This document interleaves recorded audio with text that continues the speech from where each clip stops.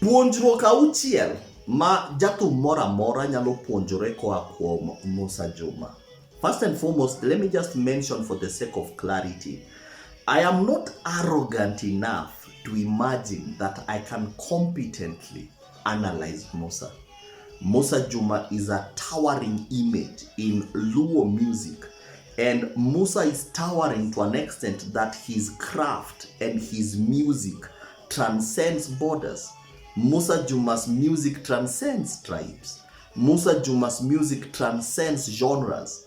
This is a gentleman that I cannot comprehensively analyze. I have attended most of his events. I have attended most of his events while he was still alive. I've attended most of his events when Juma died, when Musa Juma died, and he was being received in Kisumu. I was there. I was at Odd Mikai, right? And so this is one person that I believe the nation, the Luo nation, owes him a debt of gratitude, that we need to study Musa. We need to analyze the guy. We need to analyze his craft. This is one person that we owe a debt to have a street named after Musa Juma, have an entire line being mentioned after Musa Juma. Whether it's in Migori, we need a street in Migori named after Musa Juma. Whether it's in Siaya, we need a street named after Musa Juma.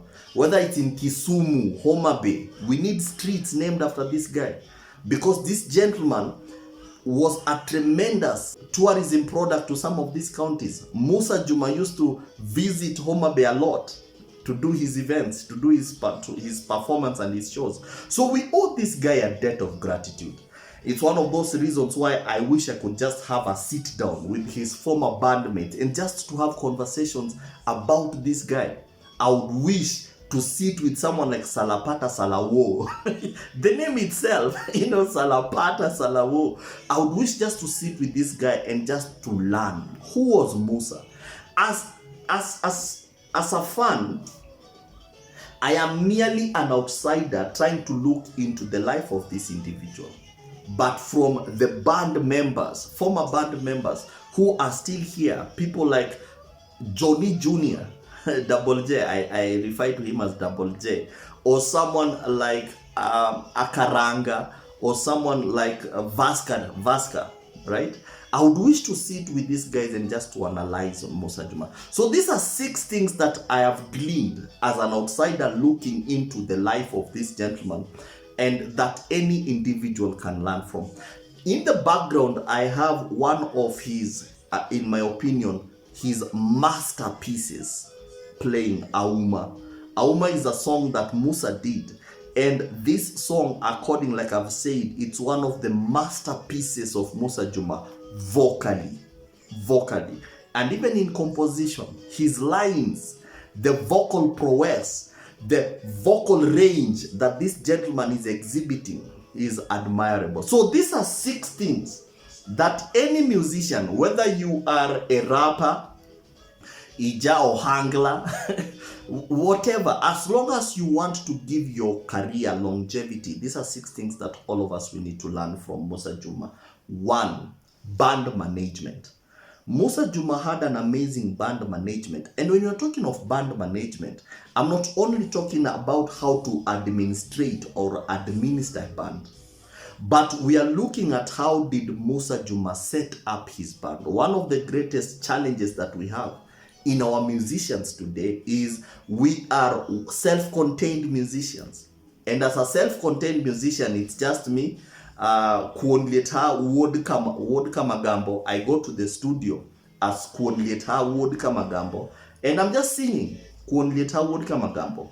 And so I get sessional people. These are people that we don't have chemistry with. You need to understand that in a band there is chemistry. These are people that we begin to gel and we begin to harmonize our crafts together to form that union as a band. This is hardly achieved with sessional players. I as Kuonlieta Wodka Magambo, I go to the studio, I get a bassist that does not even understand my range, a bassist that does not even understand what is my vocal scale. And so to that extent, we don't have that. We might do a one-off, lucky. We might be lucky to do something incredible, but we cannot sustain it. It's one of those things that even as an individual, whether you are doing a solo career, there is nothing wrong with solo career. But even as you're doing solo career, you need to put in place a body of resources around you that will be very helpful in furthering your career. These are people that you share chemistry with. These are people that you can gel and you understand each other. Musa Juma reached where he reached, and any other person that you can identify that they have longevity in their careers. These are people that knew how to set up a band.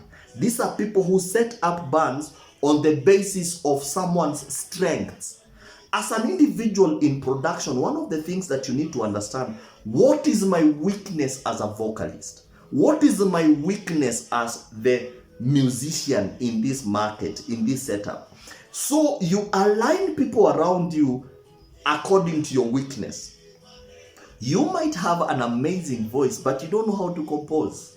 And that's one of the challenges that we have even in Luo music today. We have people with amazing voices, but their composition is quite weak. It's one of those things that we need to learn from Musa Juma. Band management. You need to ask yourself, how do I bring people around me?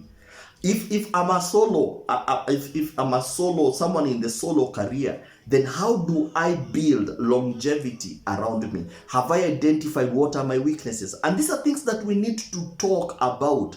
Whether you are a practitioner in the space, whether you are an investor in the space, or even as a fan, someone who is a fan of music, we need to have this conversation. So and so, if they can improve on this weakness, then that one will help them. Band management is one of those things that we need to actually consider, and we need to put up our bands in order of our weaknesses, so that someone who is strong in my weakness, that person becomes a significant player in my career. That is something very important. The other important thing, and this is where most musicians fail, is talent is good. Nothing allows you. One of the barriers to entering music is talent. But we don't remain at talent. Talent is good, but skill is better. The challenge that we have, particularly with most musicians, ni ingi duondi meet. But duondi onge gimilongo ni kido. Your voice lacks character. When your voice lacks character, then that voice becomes, we can enjoy your songs, we can enjoy one of your songs, but now some of these people, you cannot listen to their entire body of work.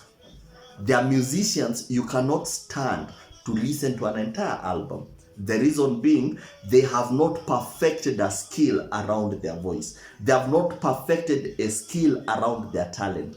As a musician, and this is something that is very important, we need to analyze ourselves, whether you're an instrumentalist. As an instrumentalist, as a bassist, where is my strength? What is my talent? Okay, I have something with I'm a bassist. And as a bassist, how skilled am I? Do I continually provoke and challenge myself to learn? It's one of those things that you need to understand, that as an entertainer, you need to perfect your skill. Talent is good. If I was to quantify talent in the entertainment space, talent is only 5%. Talent is 5%. The remaining 95% is skill set, it is discipline, is branding, it's your business acumen. So talent is good, don't get me wrong. One of the barriers to entry is talent. So when an individual has made up their mind, I want to be a musician and I want to build a career around my talent, then the next thing you need to get is skill. You need to accumulate skill around your talent, and you need to do this on daily basis, because your talent and your career in the entertainment space is only as new as the accumulation of skills that you accumulate on regular basis. We are lucky in our time to have Google, the largest university on earth. YouTube. You can go on YouTube and perfect a skill. Perfect a skill. The challenge that we have, particularly with our musicians in our time, we are not growing in our craft. We are complacent. We are very comfortable with where we are. And so the voice is just the same. The way you sang on your first Maiden debut track is the same way you're singing. and that is something that we need to understand. We need to work on our perfection. We need to work on our craft. We need to improve on our skill set. And you owe your fan base. You owe your fan base that element of surprise. That element of surprise can only be achieved from you accumulating skill. Puonjruok mar adek en gimiluongo ni composition. Chuogo wer, chuogo thum. Composition en gima, as long as ija thum, en gima either in kaka in jathum, in owuon as the musician and as the vocalist. Do I have it? If I don't have it, then there is no shame in having someone composing for you. It's one of those things that will determine your longevity. There are very many musicians with amazing voices. The other week we were actually studying Kolela Maze, and we said Dok Tungdano was actually was composed by someone else. And so as a musician, that is one of the questions that we need to start asking ourselves. Do I have that strength? Do I have that ability to compose? Composition is something that all of us need to understand. And even as composition, what is my strength?